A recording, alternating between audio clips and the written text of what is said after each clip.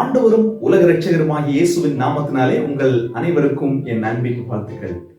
வற்றாத நீரூற்று ஊழியங்கள் மூலமாக நடைபெறும் மற்றும் ஒரு வேத வினாவிடை நிகழ்ச்சிக்கு உங்களை அன்புடன் வரவேற்கிறேன்.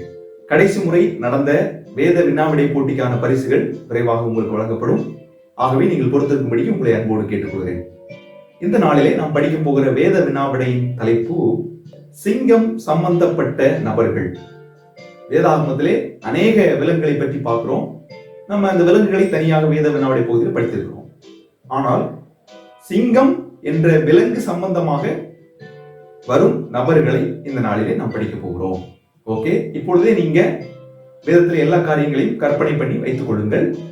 எந்தெந்த நபர்களுக்கெல்லாம் சிங்கம் சம்பந்தப்படுகிறது என்பதை நாம் கண்டுபிடிக்க போகிறோம். நிகழ்ச்சிக்குள்ள போலாமா? ஓகே, முதலாவது கேள்வி, சிங்கத்தை கொன்று போட்ட நபர். சரிங்களா? சிங்கத்தை கொன்று போட்ட நபர். அது மாத்திரமல்ல, அதனுடைய கெபிக்குள்ள போய் சிங்கத்தை கொண்டு போட்டுட்டாரு. அப்புறம் பார்த்துக்கோங்க, சிங்கத்தின் கெபிக்குள்ள போய் சிங்கத்தை கொன்று போட்ட ஒரு வீரன். யார் இவர்? கண்டுபிடிங்க பார்க்கலாம். வேதாகமத்துல நான் சிங்கத்தை கொன்று போட்டவர் அப்படின்னு சொன்ன உடனே நீங்க வேற பதில் யோசிப்பீங்க. ஆனா சிங்க கெபிக்குள்ள போய் சிங்கத்தை கொண்டு போட்டுருக்காரு அப்படின்னா பார்த்துக்கோங்க, அப்படி ஒரு நபர் வேதாகமத்தில் இருக்கிறார். யார் என்பதை நீங்கள் கண்டுபிடிக்க போகிறீர்கள். சிங்கம் சம்பந்தப்பட்ட நபர்கள். வேதத்தை புரட்டி பாருங்க, பார்க்கலாம். நிறைய இடங்களில சிங்கம் சம்பந்தப்பட்ட சம்பவங்கள் வருவதை நம்ம பார்க்கிறோம். முதலாவது கேள்வி, சிங்கத்தை அதன் கெபிலே போய் கொன்று போட்டவர் யார்? அப்படி எதுவும் கேள்விப்பட்டது போல இல்லையே அப்படின்னு நீங்க நினைக்கலாம். அப்படிப்பட்ட ஒரு வீரன் இருந்திருக்கிறார். கண்டுபிடிங்க பார்க்கலாம். சிங்கத்தை அதன் கெபியிலே போய் கொன்று போட்ட ஒரு நபர் யார்? கண்டுபிடிச்சிட்டீங்களா? விடை என்பது பெனாயா என்பவன். பெனாயா என்ற ஒரு வீரன். 2 சாமுவேல் 23:20 இவரை பற்றி பார்க்கிறோம். 2 சாமுவேல் 23:20. ஓகே, சிங்கம் சம்பந்தப்பட்ட நபர்கள் என்ற தலைப்பின் கீழாக இரண்டாவது கேள்விக்கு நாம் செல்வோம். சிங்கத்தை பார்க்கிலும் பலன் உள்ளவர்கள். சிங்கத்தை போல பலம் உள்ளவர்கள். அது 2 நபர்களை பற்றி பேசுகிறது, தகப்பனும் மகனும். இந்த தகப்பனும் மகனும் சிங்கத்தை பார்க்கிலும் பலன் உள்ளவர்கள். யார் இவர்கள்? கண்டுபிடிங்க பார்க்கலாம். இதை பற்றி நீங்கள் படித்திருக்கலாம் என்று தெரியவில்லை. விடை என்பது சவுலும் யோனத்தானும். சவுலும் யோனத்தானும் சிங்கத்திலும் வேகம் உடையவர்களாக இருந்தார்கள். ஓகே, சிங்கம் சம்பந்தப்பட்ட நபர்கள் என்ற தலைப்பில் மூன்றாவது கேள்வி செல்வோமா? சிங்கத்தின் வாயிலிருந்து தப்பிக்கப்பட்டவர். சிங்கத்தின் வாயிலிருந்து தப்பிக்கப்பட்டவர். அவரே அதை சொல்றாரு. நான் சிங்கத்தின் வாயிலிருந்து தப்பிக்கப்பட்டேன் அப்படிங்கறத அவர் சொல்றாரு. இது பழைய ஏற்பாடு இல்ல, புதிய ஏற்பாடு. சிங்கத்தின் வாயிலிருந்து தப்பித்தது யார்? அது நேரடியான சிங்கமா அல்லது வேற யாரையும் சிங்கமா மையப்படுத்தி சொல்றாராங்கிறது சரியாக தெரியவில்லை. ஒருவேளை அவர் சிங்கத்துக்கு தப்பித்திருக்கலாம். சிங்கத்துக்கு தப்பித்திருக்கலாம். யார் இவர்? அவரே அதை சொல்றார். தன்னுடைய ஊழிய அனுபவத்துல ஏற்பட்ட விபரீதங்களை பற்றி பேசும் பொழுது, இன்னல்களை பற்றி பேசும் பொழுது சிங்கத்தின் வாயிலிருந்து காக்கப்பட்டதை அவர் சொல்வதை நம்ம பார்க்கிறோம். ஓகே, விடை என்பது பவுல். பவுல் என்பது விடையாக இருக்கிறது. 2 தீமோத்தேயு 4ஆம் அதிகாரம் 17வது வாக்கியத்தில் விடை இருக்கிறது. 2 தீமோத்தேயு 4:17. ஓகே, இந்த நாளில் 4வது கேள்விக்கு நாம் செல்வோம். ஒன்றை காப்பதற்காக சிங்கத்தை கொன்றவர். ஒன்றை காப்பதற்காக சிங்கத்தை கொன்ற நபர் யார் இவர்? ஆச்சரியத்திலும் ஆச்சரியம், தேவனுடைய பிள்ளைகள் சிங்கங்களை வீழ்த்தியிருக்கிறாங்கிறது. காட்டுகே ராஜா. யாரும் ஜூல கண்ணாடிக்குள்ள அடைச்சு போட்டிருந்தா கூட நம்ம பார்க்கும்போது பயமா இருக்கும். தூரத்துல இருந்து பார்க்கும்போது கூட நமக்கு பயமா இருக்கும். இங்க பக்கத்துல வந்துருமோ அப்படின்னு சொல்லிட்டு. சிங்கத்தை பார்த்தா அவ்வளவு பயம். மற்ற காட்டு விலங்குகளுக்கும் பயம். அப்படி இருக்கும் பொழுது தேவனுடைய பிள்ளைகள் சிங்கத்தை வீழ்த்திருக்கிறாங்க. இந்த நபர் ஒன்றை காப்பாற்றுவதற்காக சிங்கத்தை வீழ்த்தினார், கொண்டு போட்டார் என்று வேதாகமத்தில் நாம் வாசிக்கிறோம். யார் இவர்? சிங்கத்தை கொண்டு போட்ட நபர். விடை என்பது தாவீது. தன்னுடைய ஆடுகளை காப்பாற்றுவதற்காக அவர் சிங்கத்தை வீழ்த்தினார், கொண்டு போட்டார் என்று வேதாகமத்தில் வாசிக்கிறோம். 1 சாமுவேல் 17ஆம் அதிகாரம் 34வது வாக்கியத்தில் விடையிற்பதை பார்க்கிறோம். 1 சாமுவேல் 17:34. செத்த சிங்கம் ஒரு மனிதனுடைய வாழ்க்கையில சேதத்தை ஏற்படுத்தியது. செத்த சிங்கம். வேதத்தில் வாசிக்கிறோம், செத்த சிங்கத்தை பார்க்கிறோம் உயிரோடு இருக்கிற நாய் வாசி அப்படின்னு சொல்லி பார்க்கிறோம். ஆனா செத்த சிங்கம் ஒரு மனிதனுடைய வாழ்க்கையில சேதத்தை ஏற்படுத்துது. அது எப்படிங்க? செத்த சிங்கம் எப்படிங்க ஒரு மனிதனுடைய வாழ்க்கையில சேதத்தை ஏற்படுத்த முடியும்? கண்டுபிடிங்க பார்க்கலாம். செத்த சிங்கம் ஒரு மனிதனுடைய வாழ்க்கையில் சேதத்தை ஏற்படுத்தியது. சிங்கம் சம்பந்தப்பட்ட நபர் யார் இந்த கேள்வியில? இது எளிதான கேள்விதான், நம்ம அடிக்கடி படிக்கிற பகுதி. செத்த சிங்கம் சேதத்தை ஏற்படுத்தியது.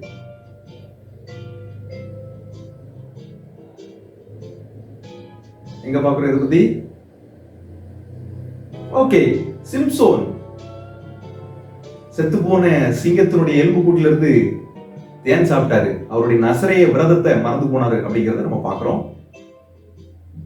இதை நம்ம நியாயாதிபதிகள் புத்தகத்துல வாசிக்கலாம். இதுதானே நியாயாதிபதிகள் 14:5 சொல்லப்பட்டுள்ளது. சிம்சோன் என்பது விடையாக இருக்கிறது. அடுத்த கேள்வி சொல்லுவோமா? ராஜசிங்கம் யாரை பற்றி அப்படி சொல்லப்பட்டுள்ளது? ராஜசிங்கம்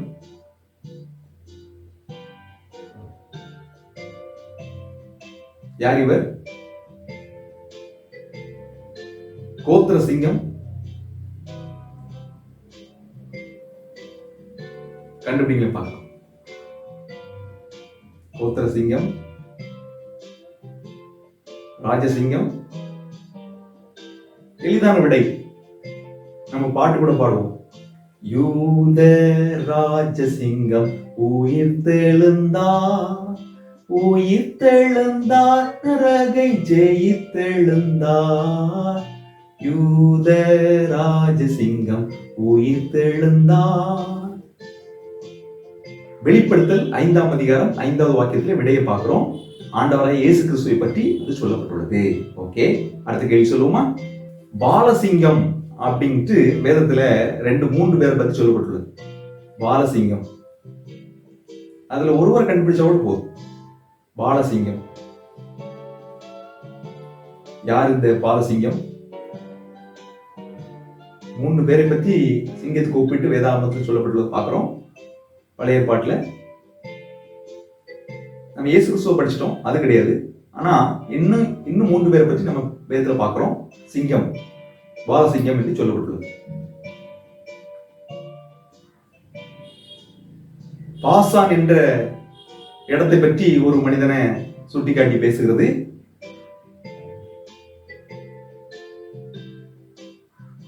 கண்டுபிடிங்க பார்க்கலாம்.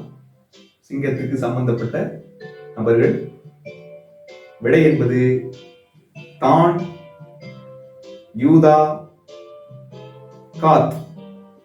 தான், யூதா, காத் இந்த 3 பேரையும் சிங்கத்துக்கு ஒப்பிட்டு வேதாகமத்தில் சொல்லப்பட்டுள்ளதை நம்ம பார்க்கிறோம். ஓகே, அடுத்த கேள்வி சொல்லுவோம். கர்ஜிக்கிற சிங்கம் அப்படின்னு சொல்லி ஒரு நபரை பற்றி வேதாகமத்தில் சொல்லப்பட்டுள்ளது. கர்ஜிக்கிற சிங்கம். பாலசிங்கம் பார்த்தோம், ராஜசிங்கம் பார்த்தோம். கர்ஜிக்கிற சிங்கம் யார்? கர்ஜிக்கிற சிங்கம் ரொம்ப முக்கியமாக தெரிந்திருக்க வேண்டிய காரியம். நம்ம அனைவரும் படித்திருக்கிற வசனம், ஞாபகத்தில் வைத்திருக்கிற வசனம். கர்ஜிக்கிற சிங்கம் யார்? ஓகே, விடை என்பது சாத்தான். 1 பேதுரு 5:8 நாம் படிக்கிறோம். சாத்தான் கர்ஜிக்கிற சிங்கம் போல எவனை விழுங்கலாம் என்று வகை தேடி சுற்றி திரிகிறான் அப்படின்னு சொல்லி நம்ம பார்க்கிறோம். கர்ஜிக்கிற சிங்கம் யார்? சாத்தான். சிங்கமும் கொஞ்சுங்க. சிங்கமும் கொஞ்சம் பாத்தீங்கன்னா, நாய் வளர்க்குறவங்களுக்கு தெரியும், அது பக்கத்துல வந்து அப்படியே நம்மள நக்கும் பார்த்துக்கங்க, அப்படித்தானே? பாசமா வரும் பக்கத்துல. ஆனா சிங்கம் கூட அப்படி வரும் அப்படிங்கிறதுக்கு ஒரு உதாரணம் வேதாகமத்தில் இருக்குது. தேவனுடைய பிள்ளைய சிங்கம் கூட பக்கத்துல வந்து அழகா நிற்கும். அதுவும் ஒரு சிங்கம் கிடையாது, நிறைய சிங்கம். எங்க படிக்கிறோம் இதை பத்தி? இந்த சிங்கத்துக்கு சம்பந்தப்பட்ட நபர் யார்?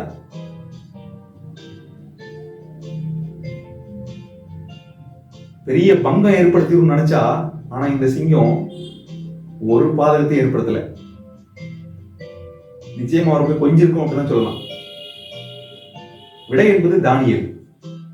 தானியேல் 6:22 நம்ம பார்க்கிறோம். சிங்க கபிக்குள்ள தானியேல போடுறாங்க, ஆனா ஒன்றும் செய்யல அப்படின்னு சொல்லி பார்க்கிறோம். ஓகே, இன்னும் சிங்க முகம் அப்படின்னு சொல்லி வேதாகமத்துல வாசிக்கிறோம். சிங்க முகம் யாரை பற்றி இது சொல்லப்பட்டுள்ளது? சிங்க முகம்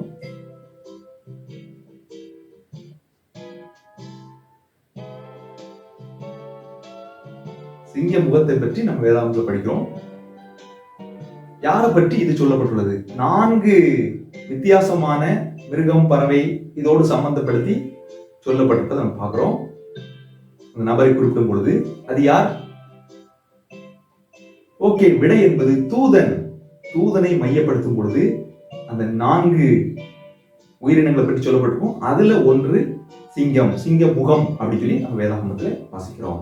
ஓகே, இந்த நாள் வேத வினாடி நிகழ்ச்சியில் உற்சாகமாய் கலந்து கொண்டீர்கள். உங்கள் யாவருக்கும் நன்றி. தேவன் தாமே நம்மை ஆசீர்வதிப்பாராக. ஆமென்.